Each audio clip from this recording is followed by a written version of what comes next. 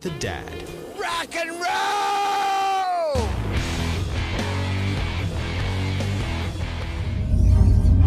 A long time ago, in a galaxy far, far away. Feel, don't think. Fear is my ally. The Force will be with you. We are encouraged to love. Be mindful of your thoughts. I will not betray the Republic. Hey, your worship, I'm only trying to help. Scruffy-looking nerf herder. I'm not afraid. You must unlearn what you have learned.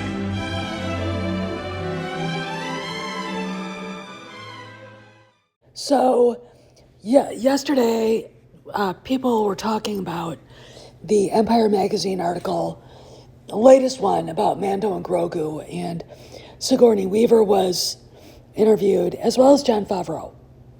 And subject came up about where it sits in the universe. And Sigourney Weaver basically said they don't want to keep trying to make the Star Wars to end all Star Wars.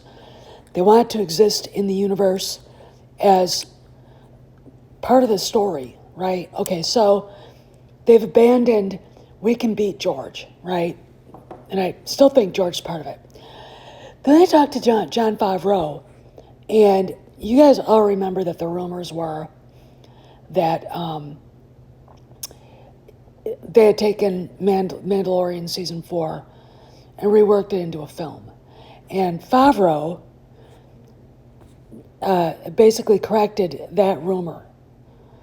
He basically said Mandalorian and Grogu is a standalone movie built around a cinematic bend, whereas the show, the TV show, is basically serialized, and the scripts are sitting on his desk for Season 4.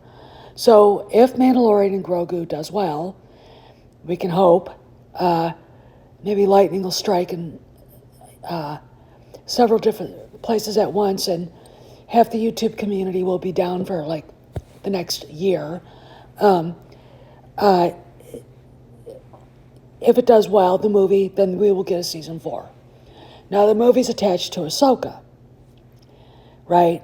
And Mando is now doing things for the New Republic, not as a bounty hunter, right? He's now stretched out his mission to include doing good things for the New Republic. And, of course, we've got Jabba the Hutt's son, Rhoda the Hutt. We've got Sigourney Weaver playing Colonel Ward, and other characters coming back. Zeb Aurelius from Rebels. So, and it's going to basically carry on the story of Ahsoka and The Mandalorian. The film is at the same time. And I believe it's going to be a very fun movie to go see. And I think we're going to get a lot of surprises. I think we're going to have a few cameos that will be more than welcome. So here's the thing. When you read the article, and I encourage everybody here to become a member of Cameron Pasha's Patreon, if you read the article, you're going to notice something. Jon Favreau sounds like he's the boss. Kathleen Kennedy is not mentioned at all in it. He sounds like he's in charge. The questions asked of him, I would assume, would be questions Kennedy would answer as president of Lucasfilm, but here we are. So it begs the question, what's going on here? What I think is he's getting sick and tired of this inauthentic buffoonery going on, trying to protect Kennedy's fragile little ego. And, he inadvertently let something slip out that I'm sure Bob Iger may or may not want to have go out. That there's a new sheriff in town now. And I think this was always the intent for Disney for him to come in and take over. And just by his wording, he sounds like he's the one in charge. And it's, Kennedy's nowhere to be. She's not part of this. She's literally not part of this at all. And I find it fascinating. And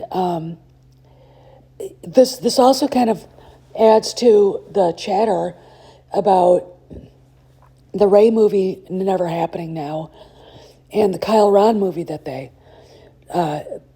decided not to go do. Let's talk more.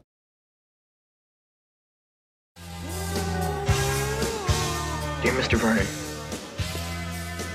we accept the fact that we had to sacrifice a whole Saturday in detention for whatever it was we did wrong. But we think you're crazy to make us write an essay telling you who we think we are.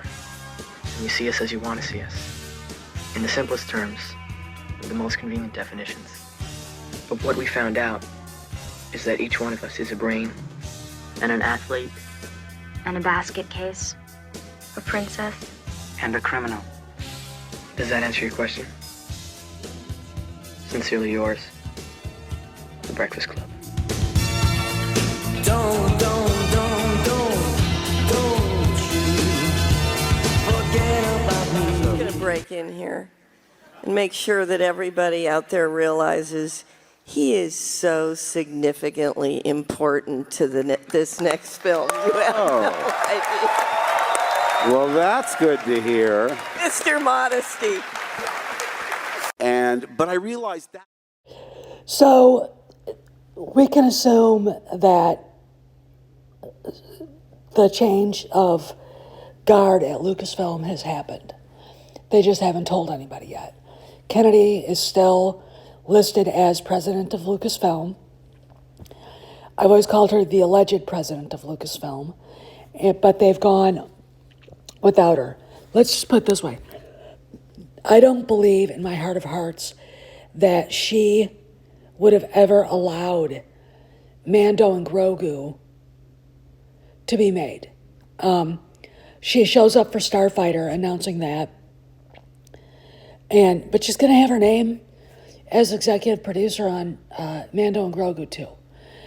It's the fact that the transparency isn't there, and you have to read between the lines what Favreau said in the interview about the pages for season 4 of Mandalorian are on his desk, that he did not rework the script and to make it into a movie. That was a rumor about the Book of Boba Fett, and I don't think I've ever heard Favreau address that. Maybe someone else has, and they can kind of put that down in the comment. But there's something to be said for writing a wholly original script and knowing that Disney's got your back no matter what. Contrast that with Kennedy, who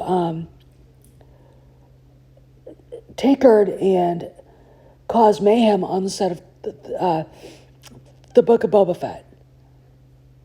Right? We've got the Mandalorian and Grogu. We've got the Mandalorian. And season 3 of the Mandalorian got gutted because of Kennedy's abysmal management and chicanery while Favreau was in Atlanta. Disney is going to have to decide, I think, what they want. And giving somebody too much stuff to do, be it in Star Wars with trying to make a movie or a TV show, and then sending them off to Atlanta to oversee Marvel, it doesn't work anymore. It doesn't work. And that's a problem. And I think they're now finally realizing that. And, you've got George, in the Wall Street Journal magazine saying he had put Star Wars behind him. he had to be talked into actually adding a Star Wars wing or gallery to his museum. I think there are still some ruffled feathers, but the fact is that he's on Dave Filoni and Jon Favreau's speed dial, that he either sends them emails or discusses that with them over the phone or Zoom, aspects of the story that they want to tell. And I think it's been that way. And, again, I'm going to bring up that rumor Doomcock had, that when Kennedy found out that John and Dave were talking to George about the Mando and Grogu scripts for season 2, she went berserk and said, this nonsense will end or I will burn it all down. And just like any other tin pot dictator, once they get power, they tend to burn everything down instead of making it better. That's a historical fact. Hitler, Mussolini, Stalin, Pol Pot, Chairman Mao, etc. So you can assume, people, that Kennedy is on her, if not out the door, it just needs to be announced. She's on her way out the door and has been out the door for years, okay? I think for 3 years, to be honest, since 2023. Just all of the weird stuff that happened, her being kicked off the net, work for Lucasfilm, her stuff being moved out of offices, her offices there, it just all points the finger towards she's out, she's done. And Jon Favreau's statement in this article, this interview in Empire magazine, just says, yeah, I'm the boss, because he talked like the boss. He sounds like he's the boss. And I think it's wonderful. I think it's best thing for Lucasfilm, because he's a fan. He loves Star Wars. He doesn't want to change it. As Sigourney Weaver said, they want each movie to exist in the universe. They're not trying to outdo the last one. And that's what George did. George never tried to outdo A New Hope. He was continuing the story. He never tried to outdo The Empire Strikes Back. He was trying to continue the story, and same thing with the prequels. It only got out of hand when Disney bought it and didn't know what to do with it. They had their deadlines. It has to be done by this so we can put it out then. And that didn't work. And having someone who's full of pride, full of envy, her ego can't cash the checks, her talent, her lack of talent, she has a lack of talent that is through the roof, and her ego can't cash the checks. Because, look, no one can deny Lucasfilm did not make its money back. They can sit there and say they did and come up with, pretzel logic and fake numbers. But, when you look at it, Disney spent $4.3 billion buying Lucasfilm, which it was a bargain, by the way, and ended up losing about $2.8 billion. And how much did they invest in the theme park, Galaxy's Edge, the hotel? Cost $1 billion, and it was closed within a year. As what, so you look at it and go, there has to be a change. And that's exactly what they're doing. It is a change. And they just, if they'd announce it, I think the narrative would have to change. My feeling is, instead of just reaching out to neutral channels on YouTube like Star Wars Theory, they should reach out to Nerdrotic. They should reach out to Critical Drinker. They should reach out to Geeks and Gamers. Why? Because tell them what's really going on. Because they're the ones right now in charge of the narrative, right? They're the ones. And that is not how you get positive news out there, because they don't want it to be positive. They make money off of rage porn, even if it's not warranted. In the case of Skeleton Crew and Ahsoka and Obi-Wan Kenobi. So, is there a change in leadership at Lucasfilm? It looks like it from the Empire magazine. And if you go and listen to Matt Bellamy's On the Town podcast, where he scored points off Kathleen Kennedy, you could basically see it. You could, because Hollywood is talking about it. It just isn't in the news. It's cocktail party rumor mongering. Okay?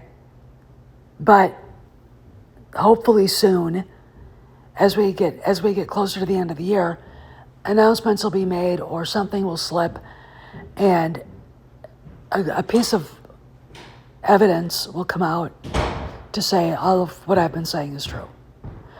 Anyway, this is Steph signing out. See you around the galaxy.